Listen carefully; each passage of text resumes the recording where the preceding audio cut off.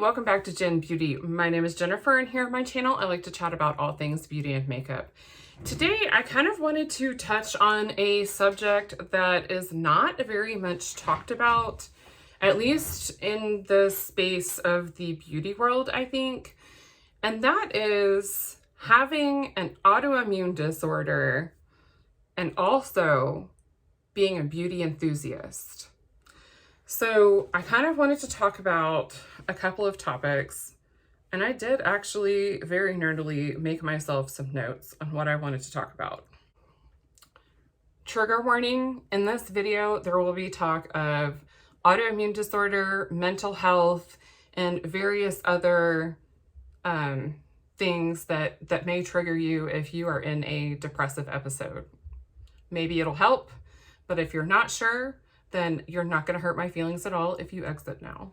The first thing that I wanted to talk about is just the autoimmune disorder itself. And as a side note, I am batch filming today, so you're going to see this look several times over.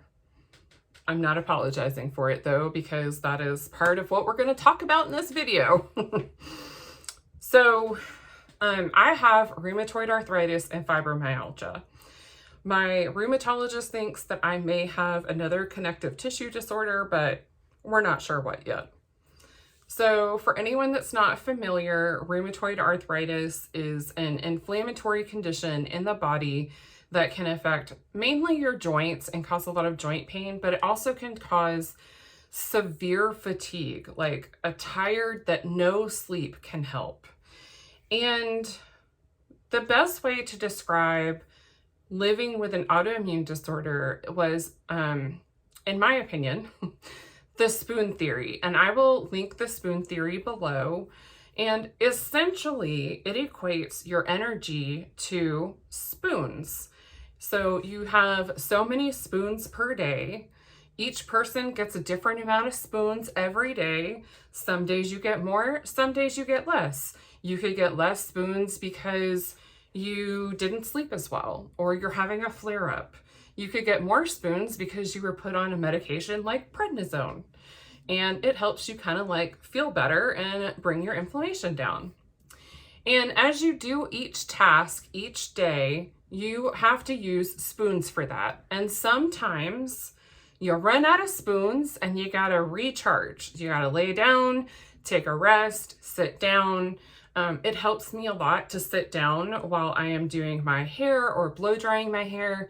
It helps me to sit down here at my vanity to do my makeup. Sometimes it helps me to just sit in my clothes, like after I get out of the shower, to sit down and just do nothing for like 5 or 10 minutes. I have to have that time before I have the energy to go further than just putting my clothes on. So with that out of the way, let's talk a little bit more about how that can affect just your overall like love of beauty and what feelings come along with that, because I've had a lot of different feelings. The first is guilt. So if you see behind me the size of my collection, and if you've looked at all at my collection and declutter videos, then you know that I have a pretty sizable collection. And so I really want to be putting makeup on my face every single day, not just because it's something that I enjoy and it's relaxing for me, but also because I feel guilty letting my products expire while I am not using them. I did go through a period of severe depression.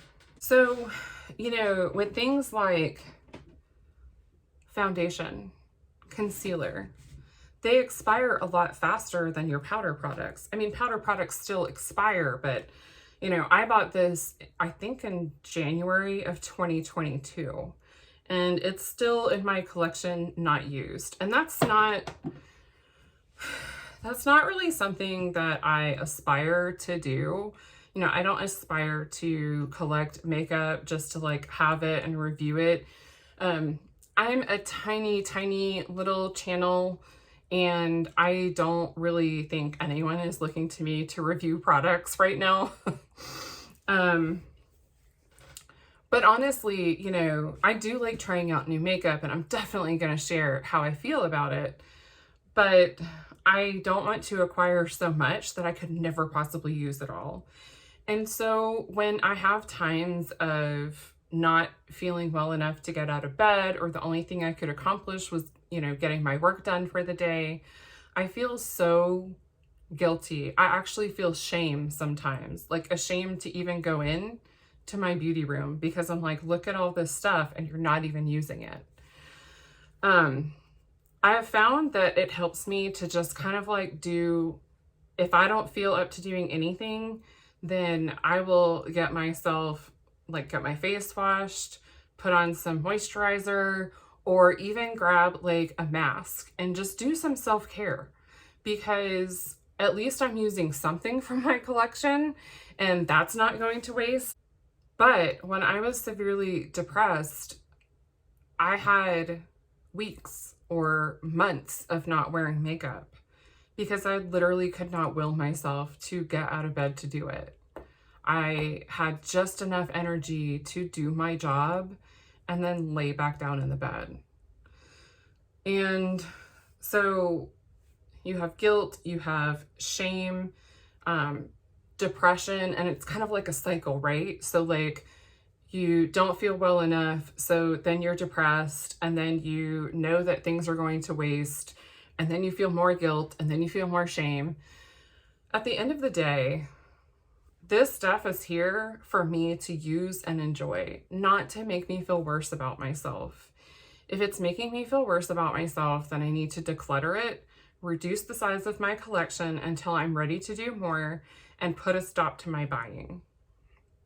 Which I did. Like, we moved a couple times, and each time that we moved, I decluttered a ton of stuff. And I was pretty good about not adding a ton more to my collection when I wasn't feeling up to doing my makeup. The other things that come along with an autoimmune disorder, you have skin changes. You'll often see that I'll say, like, my face is on fire today. And it will literally feel like it's on fire in this area. But then there's also like changes to your skin on like your arms or your legs, or there's weight fluctuations. You know, like I have gone up and down in my weight so much, it's not even funny. And of course that adds to like being self-conscious about things and affecting your self-confidence. And in addition to the cycle of guilt and shame and depression, I also had anxiety about my stuff expiring. You know, like I would feel literally physically anxious that everything in my beauty room was about to expire and I was never going to use it all. And I don't really have that feeling now. Like I've had to declutter some stuff because it went off. It was no good anymore.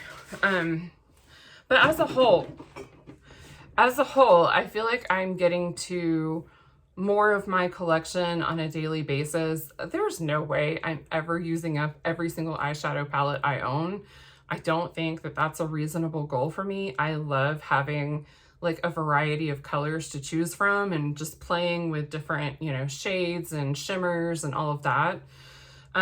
Maybe that's wasteful and some people would be upset with me about it, but overall, I'm just happy if I'm in here doing my makeup like 5 days a week. Like I feel like I am on top of the world. But in addition to skin symptoms, there's also medication changes. Sometimes medication can make you nauseated, exhausted. It can make your hair fall out. You'll also see me a lot of times talk about how my left eye specifically waters, but like both of my eyes will water. I had a lot of inflammation in my left eye, not to the point of it being like uveitis or anything, but it was enough that we were able to get a steroid drop that I used for like 2 weeks, and you use like it twice a day and then taper off, just like oral steroids. And it helped tremendously. Like my eyes were to the point that they were literally hurting to like look around, and they are so much better now.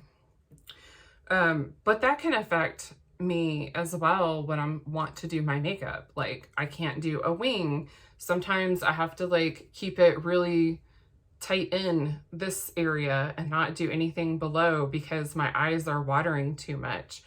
I thought for a while that I couldn't use the like cake liner, but I did see a trick to set it down with setting spray, and I thought that was really cool, and I would really like to try that.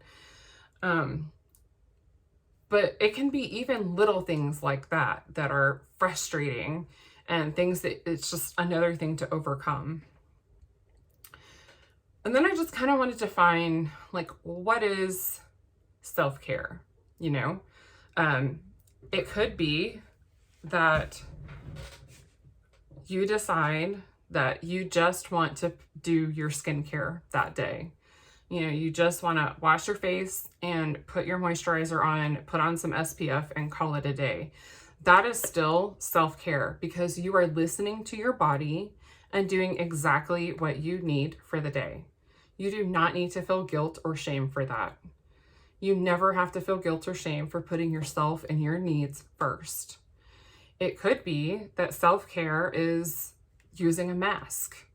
It could be that it is using a scrub on your legs to exfoliate, or your arms, or wherever you feel like you need exfoliation. It could be that self-care for the day is simply resting in your bed or chair or couch or wherever you're comfortable and allowing your body and your mind time to decompress and to recharge without any guilt or shame. Another form of self-care is taking your medication, whether it is medication for your mental health, medication for an autoimmune disorder, diabetes, like whatever it is. If you're managing your health, that is also self-care. You are putting your body before, you know, any other needs. So that's it for today. If you struggle with an autoimmune disorder, or if you have conquered an autoimmune disorder, or if you know someone that has an autoimmune disorder, comment down below and let me know, you know, what strategies or what things they do or you do to overcome it or to conquer it. If you like this video, I hope you'll give me a big thumbs up. And if you would like to see more makeup and beauty content from me, hit that subscribe button and I'll have more coming at you. I hope wherever you are, you have a wonderful day. Bye. It's hot. Like an inferno of humidity.